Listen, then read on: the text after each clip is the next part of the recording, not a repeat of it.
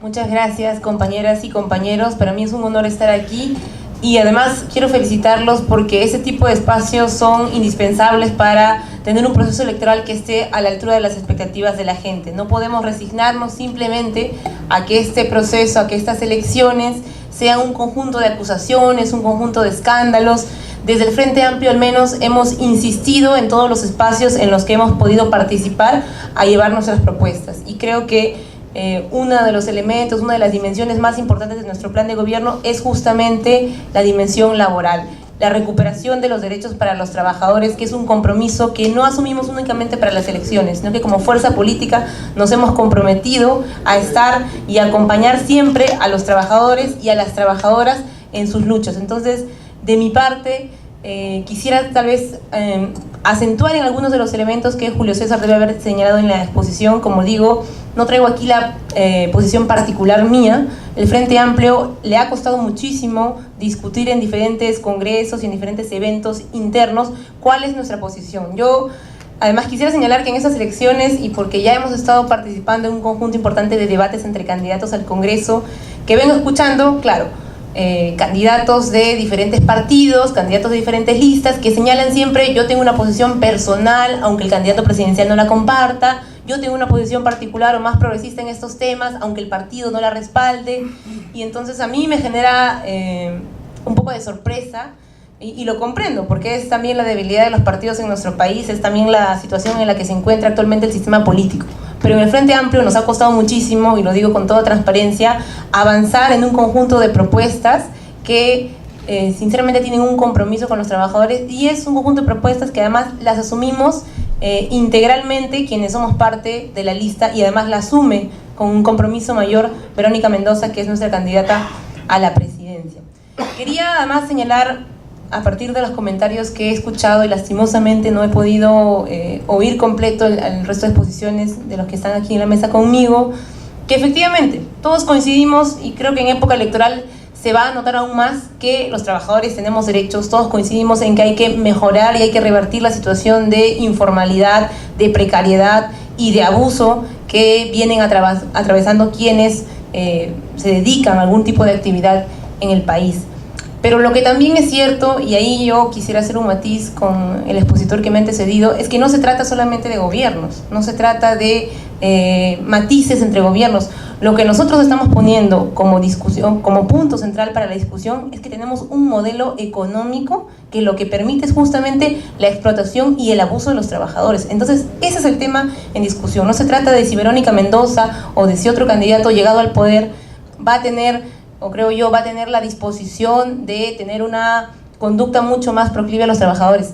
Se trata de que quien llegue al gobierno, quien sea capaz de ser elegido en las urnas, tenga la disposición de cuestionar el modelo económico que actualmente estamos viviendo, y que es un modelo económico que se instauró después de una dictadura, y que lo que permite y avala es justamente eso, que los trabajadores seamos explotados. Se ha dicho y se han hecho algunas referencias a cuál era la situación de los trabajadores en los años 80, y creo que todos lo compartimos. Además, aquí estoy acompañada con dirigentes sindicales que conocen mejor que nadie la situación y la historia de los trabajadores en el país, y eso nos va a llevar a recordar que fue justamente el régimen fujimorista el que instauró un conjunto de normas que hoy permiten que los trabajadores, las trabajadoras, no tengamos derechos. Entonces creo que ese es el punto central de la discusión. ¿Cómo hacemos para, reconociendo que los trabajadores pasan situaciones específicas de explotación, reconozcamos que esto está ligado al modelo que está actualmente en curso en el país, y que es un modelo que hay que debatir? Porque algo que siempre han planteado los trabajadores y nosotros asumimos en el Frente Amplio es que no se puede eludir la discusión sobre los derechos laborales. Incluso, aunque algunos opinólogos, aunque algunos expertos, aunque algunos técnicos les parezca, por ejemplo, casi un tabú hablar de estabilidad laboral, que es algo que pasa, o les parezca un tabú hablar de fomentar la sindicalización, hay que hacerlo. Entonces, no hay otra manera y no va a existir otra manera en la que se revierta esa situación de abuso y de explotación de los trabajadores si no empezamos a cuestionar los elementos que han sido instaurados a partir del modelo económico neoliberal, que permite justamente que el trabajo sea únicamente una mercancía, ¿no? Algo en lo que insistimos mucho en el Frente Amplio es justamente a romper esos sentidos comunes. Ayer yo estaba, por ejemplo, en un foro sobre juventud, ¿no? Y yo decía, por ejemplo, claro, todos vamos a estar de acuerdo con que la educación es un derecho o con la que la educación tiene que ser mejorada, y todos vamos a estar de acuerdo en época de elecciones con que la salud tiene que ser mejorada, pero ¿cuál es el tema de fondo? Que la salud, el derecho y el trabajo son vistos como mercancía por los diferentes gobiernos. Sencillamente, quien puede pagar más, por ejemplo, para acceder a un servicio educativo de mejor calidad, lo podrá hacer. Quien no, tiene que resignarse. De igual manera con el trabajo. Quienes pueden soportar condiciones de trabajo mucho más precarias, pues aguantará seguramente el trabajo aunque sea en peores condiciones. Eso es lo que nosotros estamos cuestionando centralmente en nuestra propuesta laboral. Por eso incidimos tanto en la discusión y la aprobación de una nueva Ley General del Trabajo, que yo creo no se trata solamente de mencionar si porcentualmente tenemos más elementos en consenso o no. Es evidente que no hay actualmente un consenso entre los trabajadores, entre el Estado y las empresas. Uno no tiene que ser un experto para darse cuenta de eso. Por eso tenemos tantos trabajadores que luchan para organizarse y para hacer efectivas sus demandas. Por eso hemos tenido hace un año y medio también un conjunto de jóvenes movilizados contra una ley Pulpín que intentó aprobarse a sus espaldas. Entonces, es claro que no tenemos un consenso a nivel de la sociedad sobre qué ruta tiene que tener los gobiernos que lleguen al poder para garantizar los derechos de los trabajadores. Nuestra propuesta frente a ello es justamente que la Ley General de Trabajo sea discutida. No le hace y no le va a hacer ningún daño al país el que un gobierno sea capaz de fomentar el diálogo y generar una ley de trabajo que realmente sea consensuada. Mi compañero ha señalado muy bien cuáles son, por ejemplo, dos de los puntos que insistentemente algunos empresarios, y yo diría algunos porque no todos los empresarios son iguales, insisten en no debatir, ¿no? Por ejemplo, la negociación colectiva, por ejemplo, el incremento del salario mínimo vital, que hasta ahora no se hace efectivo. Entonces nosotros planteamos eso, unificar la legislación laboral que actualmente se encuentra dispersa y que lo que ha permitido es ir generando regímenes ad hoc que en la práctica lo que hacen o para lo que han servido es para validar situaciones excepcionales de discriminación y de explotación. Nuestra propuesta es esa, fomentar una ley general de trabajo que sea discutida con el conjunto de organizaciones de trabajadores del país, que permita acabar con esa situación en la que existen diferentes formas de contratación, existen además situaciones de discriminación no por el tipo de actividad que realizan los trabajadores, sino por el simple hecho de pertenecer a empresas con una determinada cantidad de trabajadores, como las MIPES, que para hablar de ellos ni siquiera tienen acceso a la posibilidad de sindicalizarse. Otro tema importante para nosotros, y yo lo menciono además porque particularmente ha sido un tema al que le hemos puesto mucho énfasis quienes somos parte del Frente Amplio y estamos asumiendo la responsabilidad de candidatear, es la situación de los jóvenes trabajadores. Hemos visto cómo nos han alertado los jóvenes que se movilizaron por la famosa ley Pulpín, que no existe actualmente una política que permita la inserción laboral adecuada de los jóvenes en su primer empleo, y que tampoco caigamos, y con ello tampoco caigamos en esta especie de justificación de que para generar más trabajo para los jóvenes hay que recortar derechos o hay que procurar que estos se mantengan en informalidad. Nosotros hemos planteado y hemos elaborado en el Frente Amplio una política de primer empleo juvenil. ¿Qué plantea esta política? Que además de estar orientada al segmento de población entre 18 y 25 años, sea capaz de generar beneficios e incentivos tributarios a las empresas que generen nuevo empleo. O sea, no se trata de reemplazar el empleo que ya existe y que seguramente en algunos casos es empleo formal por otro con menos derechos, sino se trata de que el Estado asuma el rol de promover empleo con derechos completos. Entonces nuestra propuesta, en el caso de los jóvenes, está apuntando a ese punto. Y ahí yo quiero incidir algo que también seguramente va a tener que ser parte de un debate mayor a medida que avance este proceso electoral, y es el rol del Estado. Nosotros no podemos permitir que simplemente en el caso de los derechos laborales el Estado juegue un rol, si se quiere, de imparcial. El Estado tiene que estar a favor de los trabajadores y las trabajadoras, tiene que hacer suya esa demanda, porque si no, lo que vamos a tener es, como hemos tenido en las últimas 2 décadas, trabajadores que cada vez son más precarizados,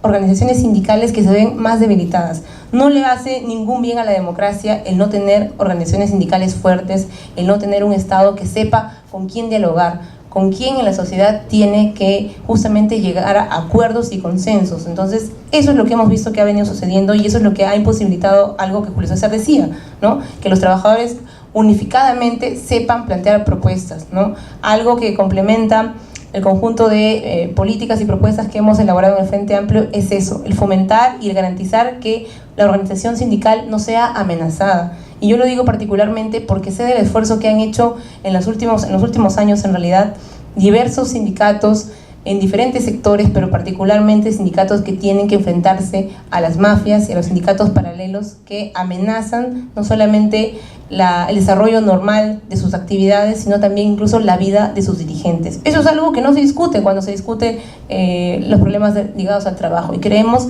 nosotros que tenemos que ponerlo sobre la mesa y tenemos que darles el lugar central que merecen.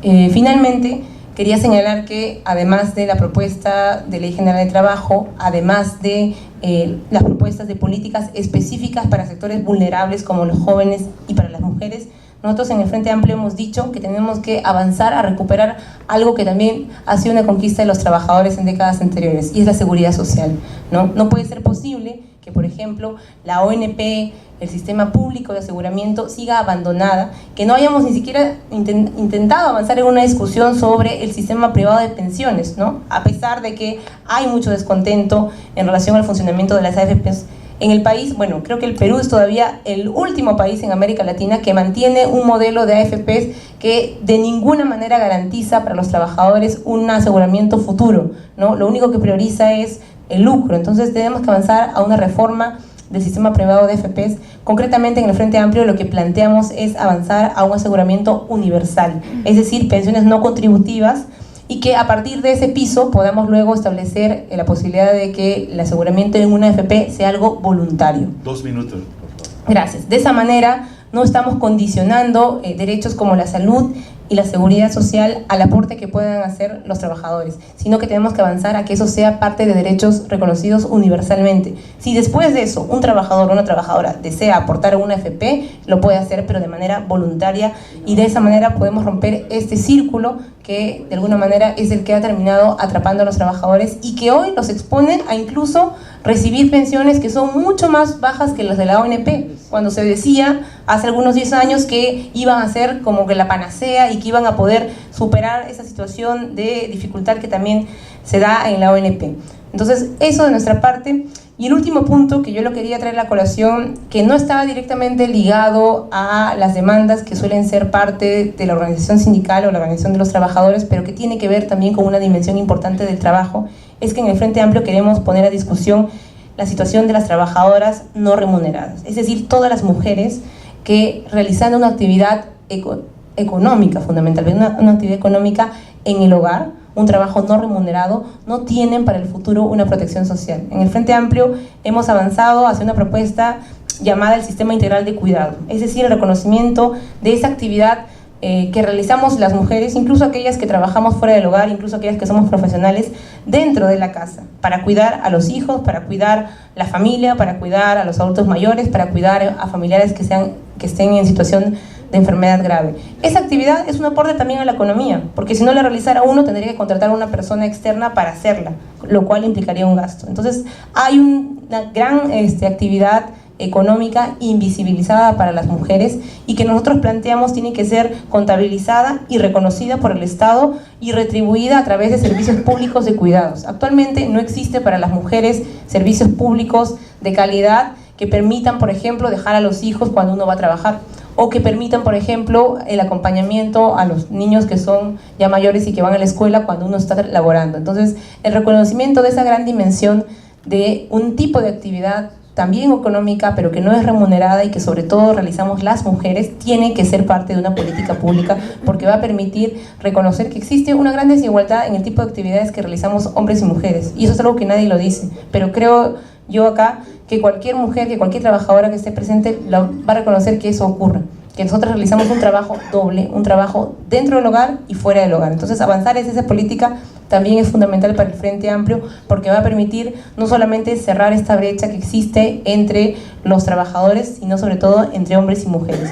El compromiso del Frente Amplio es por ello con quienes han venido luchando por sus derechos, pero también por aquellos y aquellas que no han tenido la posibilidad de visibilizar la situación de desigualdad en la que se han encontrado.